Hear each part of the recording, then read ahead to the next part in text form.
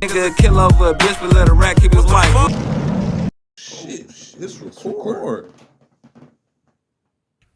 As we're talking, Cassie Ventura, who was his longtime girlfriend, is one of the two people who the feds have brought this case with. She says that Combs would bash on my head, knock me over, drag me, kick me.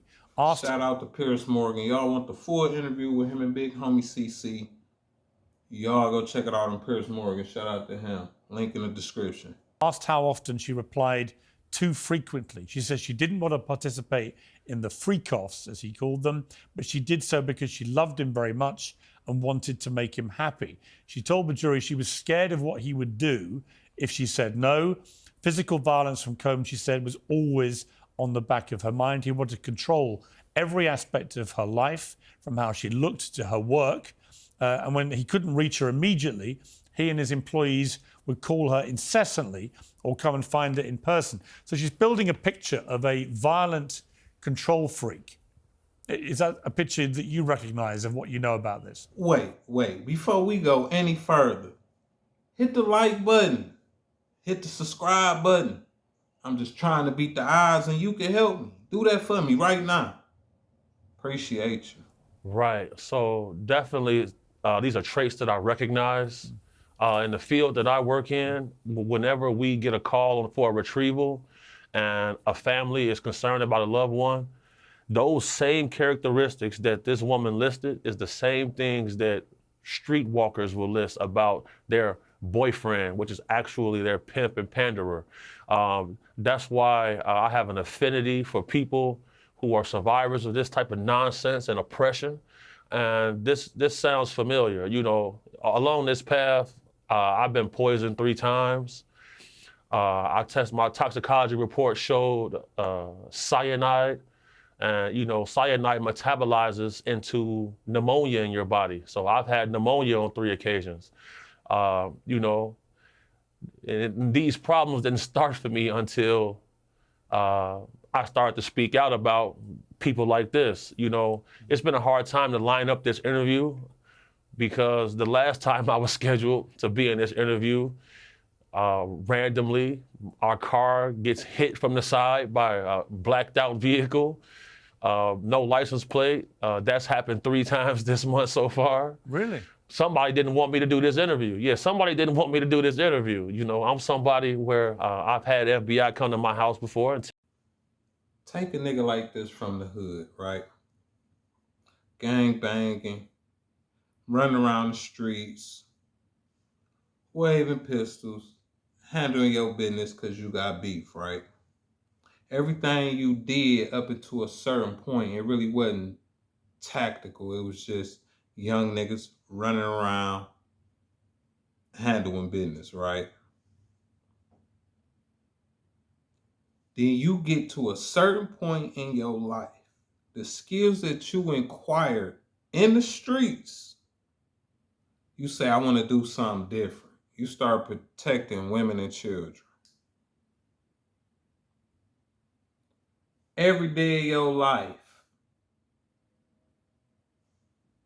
your life on the line, the people you got working for you, life on the line, your family life might be on the line, depending on who you dealing with and who you going against. Big Homie CC decided that he gonna take his business up a notch from the security guard world, and then he say, I'm gonna go ahead and do this. So he takes it up a notch.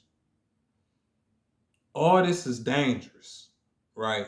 He learned to be tactical. We see his computer be calculating. It got to stay alive for what he got going on. Okay. Who would have known that interviews are damn near be more dangerous than what they into? Way more dangerous than running around Chicago through the alleyways, in between the houses. You know what I'm saying? In the gangways. Way more dangerous than saving women and children. Before saving women and children, man, they cars wasn't getting hit from the side and niggas getting poisoned, and you know what I'm saying? Like, it seemed like talking the truth and knowing what you talking about and knowing how to articulate yourself, they ain't expecting a nigga from the hood to come like this. Oh, I like that nigga, man. They don't expect niggas to be able to articulate themselves. They don't expect niggas to not be scared of what y'all got going on. What do you call it? Zest monsters. Zestomania. Zest, nigga. You fully clean. These niggas ain't clean at all. You hear me? And like I always say when I do speak on Big Homie CC and Big Duke R, I stand behind these niggas 110%. Because anybody that have came from where we come from, and I'm not saying I'm from Chicago, I just mean like the streets, period, our culture and what we've been through and what we see and what we had to deal with from little jits, little ones, you know what I'm saying? To see the path that a nigga on, and they want his life, and he still like gave them niggas the Matumbo finger. Block. I rock with them boys. Piers Morgan, don't strike me. You hear me? Shout out to Piers Morgan for this interview. Y'all go to Piers Morgan to watch the full interview. I'm rocking with him. Y'all leave a comment. Let me know what y'all think.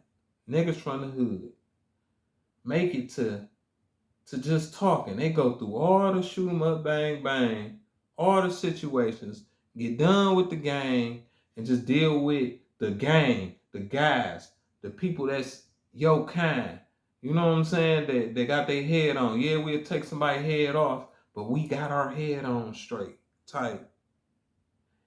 And they make it to where you don't have to do that. And it get even more dangerous.